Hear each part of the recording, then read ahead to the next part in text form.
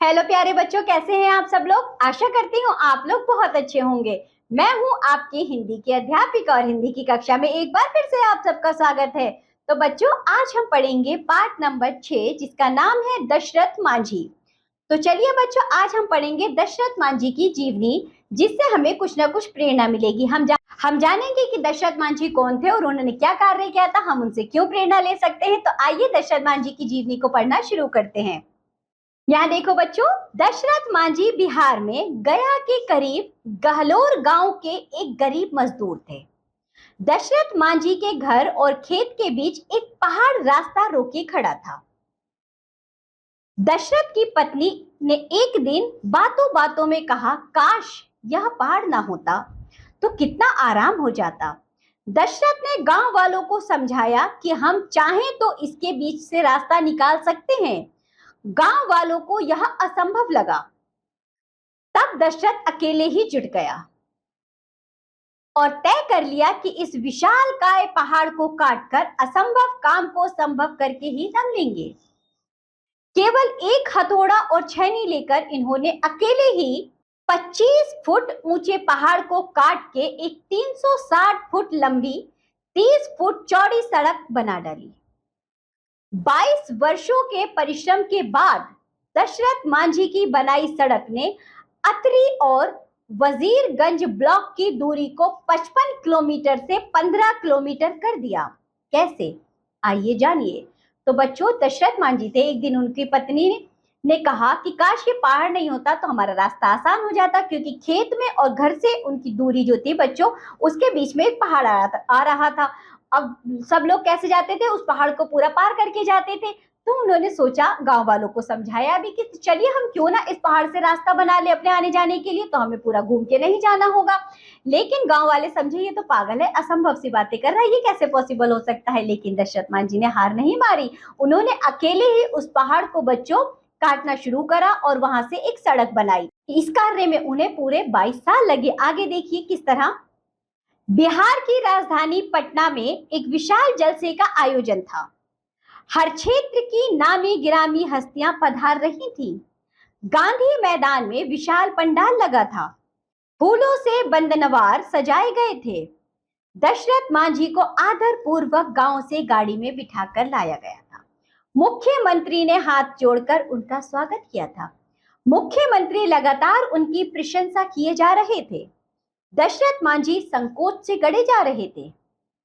उन्हें बार बार गया जिले का अपना गांव आंखों के आगे नाचता नजर आ रहा था। दलित समुदाय की एक छोटी सी बस्ती, गांव के बगल में सदियों से खड़ा विशालकाय पहाड़, पहाड़ के दूसरी ओर गांव के खेत, ऊंचे लंबे पर्वत की परिक्रमा किए गए बगैर गांव से खेत तक पहुंच पाना नामुमकिन था। होश संभालने के बाद से बालक दशरथ ने गांव में सिर्फ अभाव, बेबसी और भूखमरी ही देखी थी। ककहरा सीखने के बाद वह सीधे खेती के काम में जोत दिए गए थे। शादी हुई तो पत्नी भी उनका सहयोग करने लगी। सुबह हुई नहीं थी कि दशरथ हलबैल के साथ पहाड़ी की परिक्रमा करते हुए खेत के लिए रवाना हो जाता। पत्नी भोजन तैयार कर पानी की बाल्टी और खाने की पोटली के साथ घंटों चलकर पसीने से लथपथ खेत में पहुंचती। एक दिन पत्नी फाल्गुनी देवी ने कहा था, काश गांव और खेत के बीच के इस पहाड़ को काटकर एक राह बन जाती, फिर तो घंटों की राह मिनटों में तय हो जाती। दशरथ ने पत्नी की बात को गंभीरता से लेते हुए कहा, तुम ठीक कहती हो। एक दिन मैं ये राह बनाकर ही दम लूंगा। मगर कैसे भला, उनकी पत्नी ने पूछा। पत्नी ने अचरज से सवाल किया था। आगे आगे देखिए होता है क्या, दशरथ ने मुस्कुराते हुए कहा था। शाम को दशरथ ने गांव के हर एक घर में जाकर पूरे गांव की बैठक बुलाई थी। बैठक में पत्नी की व्यथा सुनाते हुए पूरे गांव वालों से एकजुट होकर श्रमदान करने का, पहाड़ काटकर सड़क बनाने का आह्वान किया था। उन्हें सबसे यही सुनने को मिला था, ऐसा आज तक कभी हुआ है जो अब होगा। सरकार तो कई बार कोशिश करके थक गई। यदि मुमकिन होता तो सड़क नहीं बन गई होती। बेकार सबका समय और श्रम बर्बाद मत करो, और जिस तरह से चल रहा है चलने दो। हम सभी लोग इसके आदी हो चुके हैं। दशरथ ने जवाब दिया, सड़क तो बनकर रहेगी और मैं अकेला ही बनाकर दम लूंगा।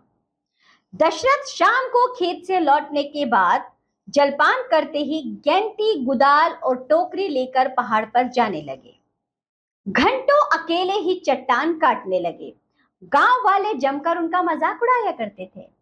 कुछ लोग उनके पागलपन को कोसते तो कुछ एक उनकी निरर्थक कोशिश को। दशरथ ने किसी की भी बात की तनिक भी परवाह नहीं की। उन पर तो एक ही जुनून सवार था कि वह पहाड़ का हौसला पस्त करके ही दम लेंगे। पारिवारिक परेशानियों और शारीरिक अस्वस्थता के दिनों में भी उन्होंने अपना नियम नहीं तोड़ा। देखते ही देखते दिन महीनों में, महीने सालों में और साल दशक में बदलते गए।